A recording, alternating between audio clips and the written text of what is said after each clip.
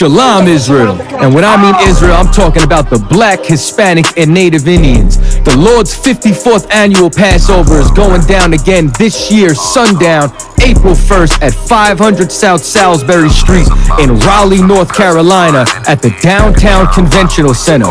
It's got enough room for all of us. The Lord's 54th annual Passover.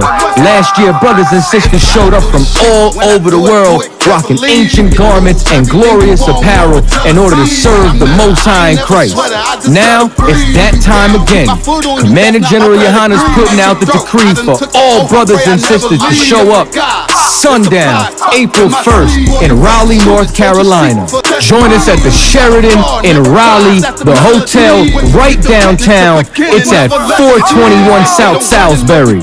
The Passover is right up the block at the convention center, literally within walking distance. Make sure you pull up. Make sure that you do your due diligence because rooms are going fast and they are limited this weekend. You understand? We have months in advance of preparation. Do not wait till the last minute to get your room. The Lord's 54th annual Passover, Saturday, April 1st in Raleigh, North Carolina. Join us there. It's about time, send the curses to them enemies. But since we talking about MLK, let's get right into it. Get the book of Ecclesiasticus, chapter 34, verse 1. Like the priest brought out earlier, that how Martin Luther King had a dream and sold his people out. So what was he dreaming for? What was so special about his dream? That he could not save black people. That he could not want black people to thrive. Like he could not want black people to have like their own country, their own military, their own banks, their own institutions. Well, I tell you something, Israel, we had all that.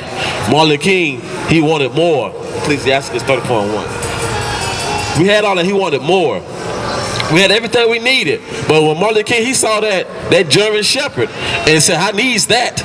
That German shepherd is a nice way of saying a woman of another race. You know what I'm saying? He didn't think a woman that looked like his mother was good enough for him. He didn't think that a sister grew up in the hood who understood the plight of the black man was good enough for him. He wanted all other races of people.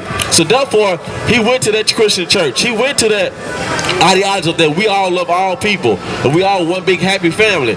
But the scriptures don't preach that. Let them know where you at. This is the book of Ecclesiasticus. This is the book of Ecclesiasticus, chapter 34, verse 1.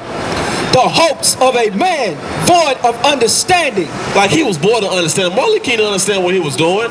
He said that I have a dream that little black girls and little white boys can play together and all this other nonsense. When I grew up in the hood, we didn't have races of other people. All we knew was ourselves. Like we didn't even play the same. When I grew up, we grew up with sticks and toys. But with the oppressor kids, they grew up shooting squirrels. They grew up violent. I'm talking, they already at the age of 8 already hunting deer, hunting rabbits, preparing themselves to be a mean hunter, a mean cruel killer. Keep going. Come on, God. It's like the hopes. I'm gonna read that. This is the book of Ecclesiasticus, chapter 34, verse 1. The hopes of a man void understanding are vain. It's vain. Like his understanding means nothing. We followed this man, his ideology since 1960s. And I'm gonna talk about the Civil Rights Bill in just a second, which it passed in 1964. But let me tell you something real quick since we're speaking about the Civil Rights Bill. What the Civil Rights Bill was all about was about a big old melting pot. You look at like a big old melting pot, right? And you got like discrimination, you got equal wages, you got equal opportunity, equal hires, X, Y, and Z. But let me tell you how black people was on the forefront for that, but they included everyone else. So all these benefits that's supposed to go to black people, they added sex, they added gender, they added sexuality, they added minorities. So when they added minorities, who's considered a minority in America? I tell you who's considered a minority outside of black people. You got Asians, you got Africans, you got the Chinese, you got any other foreigners like the Ukrainians today, you got anybody who moves to America, the Irish. So all this fighting and pleading with our oppressor that Martin Luther King begged our people to do, we did all that, and that Civil Rights Bill, they found another way to shun us on it. They found another way to hoodwink us on it. We did all the fighting, but every other race reached the benefits of it. Everybody reached the benefits of the so-called Civil Rights Bill. It was supposed to be for black people. We didn't see women fighting like that when they added women to it. We didn't see the Asians out there fighting with us. We didn't see the Arabs out there fighting. We didn't see the Africans out there fighting. But yet and still, they reap all of the benefit from the Civil Rights Bill. Which just goes to show you that the white man is the devil that the Bible speaks of. He have crafty counsel that he takes against our people. He found a way that, okay, since you want Civil Rights Bill, I'll give it to you, Martin Luther King. And I'm going to add all these other different ideologies, all these different genders, all the different sects and races to the Civil Rights Bill, so that way only the blacks, Hispanics, and Americans don't benefit from it. That's exactly what Martin Luther King did, and our oppressors did. And now we sitting here looking foolish, like, hey, why is it we fought so hard for Civil Rights Bill, but we don't reap the benefits? Still to this day, black people are the last hide and the first fired. But what happened to the Civil Rights Bill that was passed in 1964? I'll tell you what happened to it. It means nothing to our oppressor. Because we don't have no power. All they did was sign something on a sheet of paper just to appease our people. Let them know where you at. Come on. Void of understanding are vain and false, and dream lift up fools. Like he dreamed that dream of him playing with little kids and little white girls and little black boys and them holding hands. That was a dream for fools. And he raised up fools to this day. Look at all your Christian pastors today. These are the fools of the seed that's produced by Martin Luther King. Even though he said he led his people to a burning house. Even though he said it was a mistake. But yet still, that dream is our nightmare. We're still out here doing whatever else want to, like covenants, like the other one brought out earlier. Covenants, we still craving our oppressors' ways. We crave our oppressors' food, which I don't know why. All they do is just boil chicken with no salt and pepper, and salt and pepper ain't seasoning. I mean, if you ain't sneezing, it ain't seasoning. That's my motto. But he wanted to do everything with our oppressors, which I got an article I'm gonna bring out because of Martin Luther King. Since before 1964, there was 127 HBCUs established. Can anybody guess how many was founded after 1964, the Civil Rights Bill? Do anybody want to give a good guess? Anybody? I'll tell you, in case you're pondering, 0. None has been founded since the Civil Rights Bill. Martin Luther King single-handedly destroyed black businesses. He single-handedly destroyed black institutions. He single-handedly destroyed our neighborhoods. You can credit Martin Luther King for creating the Crips and the Bloods. You can credit him for creating the GDs and the Vice Lords. Because he told us to go shop with our oppressors, and we went shop with them, and we left alone black businesses. So what happened when there's no jobs? You create crime. That's just what happened naturally. When there's no jobs, crime rate goes up. That's just how it is in America. That's how it is in this society. So when we left the black businesses alone, our jobs, it diminished. So therefore, people had to click up. They had to get in gangs, come in rivals together. And that's what happened. You can charge Martin Luther King for all the black on black violence. When it's done by the hands of so-called Crips, Bloods, GDs, or Vice Lords, and any other secular or steppers, or whatever word brothers call themselves these days. Nowadays, they don't really call themselves Bloods or Crips no more. They call themselves steppers. You know what I'm saying?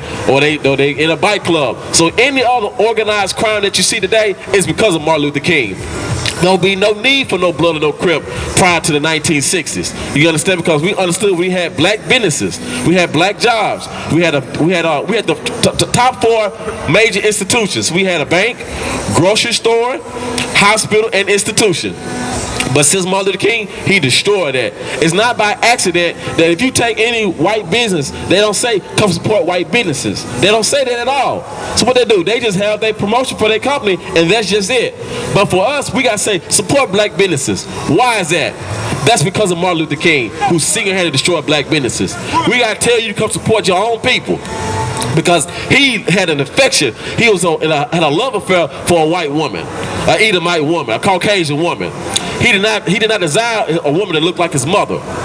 You understand? And that's why we're up here to speak against the troubles of anybody who misled or led black people to their destruction. We charge them for that, and we don't give a damn if they dead or not, because the ramifications of what Martin Luther King did still plagues our people today.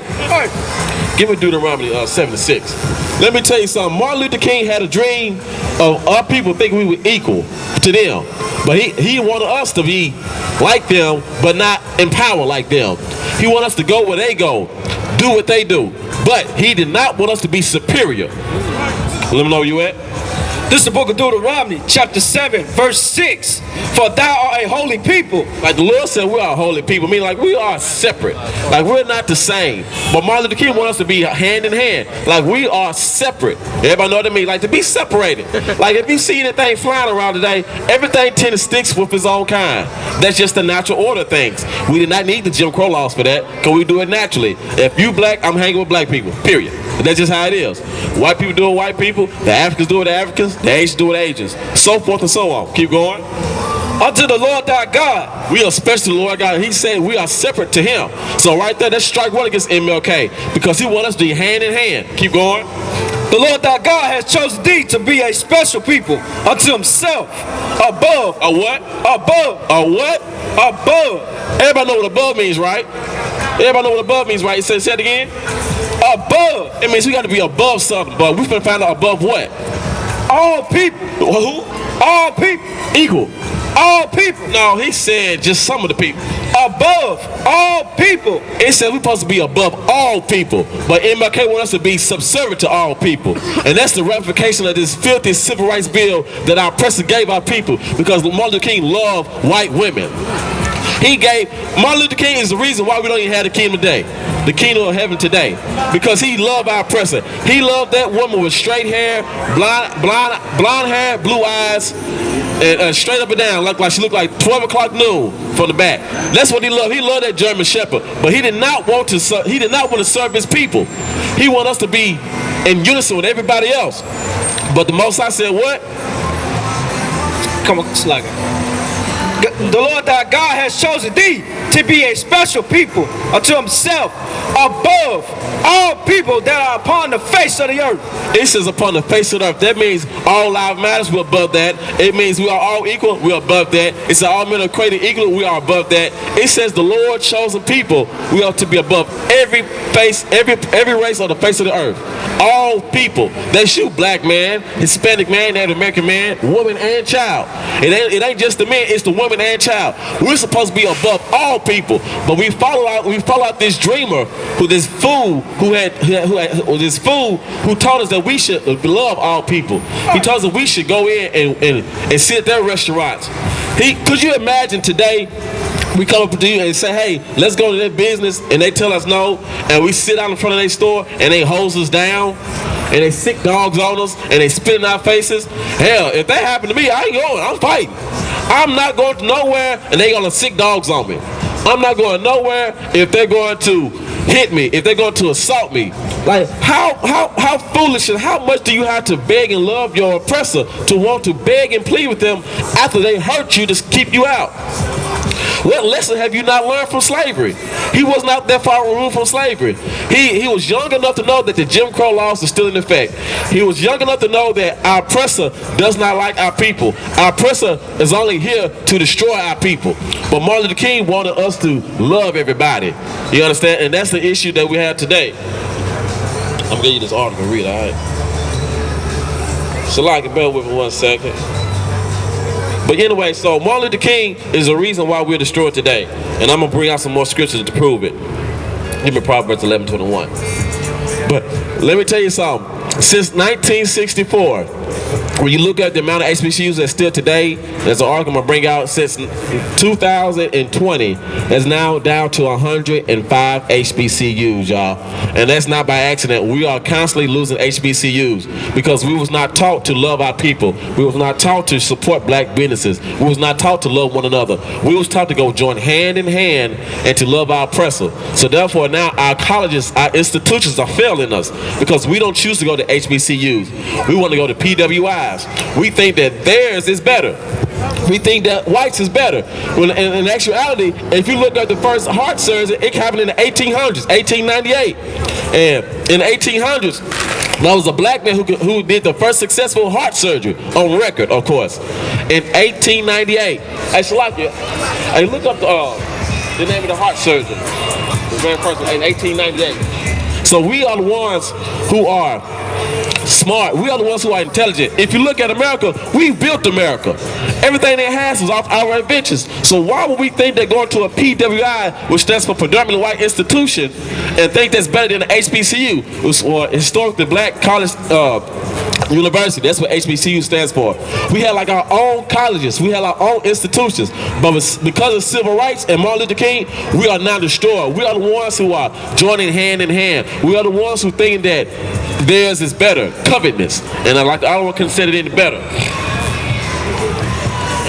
This is the book of Proverbs, chapter 11, verse 21. Though hand join in hand, the wicked shall not go unpunished, but the seed of the righteous shall be delivered. This is the book of Proverbs, chapter 11, verse 21. Though hand join in hand, the wicked shall not go unpunished. It says, though hand join in hand. Meaning, like, we don't, most sides talking about, he don't give a damn you joining hands with your oppressor. And that's what, the name of the brother who was the first heart surgeon is Daniel Williams, a black man. You understand? And what's the year, sir? What's that year? It should be 1898, 1899 for the first successful heart surgery. We talking about in the 1800s, y'all. We doing heart surgeries. You understand? We didn't need no PWI. We don't need to join hands because they think what they have, their lifestyle is better. No, we are better. They copy our styles. They look at the way we dress, the way we walk. They love our hair. Like the other one brought out earlier. I don't know what is they so infatuated with our sister's hair. I mean, my God. I mean, it's like they never seen an afro before. Like they just touch it like it's a new pet or something. I guarantee you, if 1893 was the year for the first successful heart surgery. Brother, we did not need to go to PWIs. But what I was about to say was, and he founded the first black-owned hospital. Like, we, give that man a hand. Like, we do not need to join our oppressor. Martin Luther King knew this. He knew about this man before I was. I was coming to the mix. He knew about this. So why is it that he wanted to join hand in hand? Because he loved our oppressor.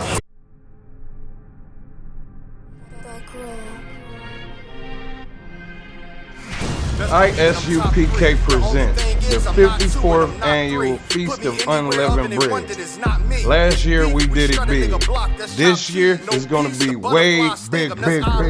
More brotherhood, more sisterhood, more UPK.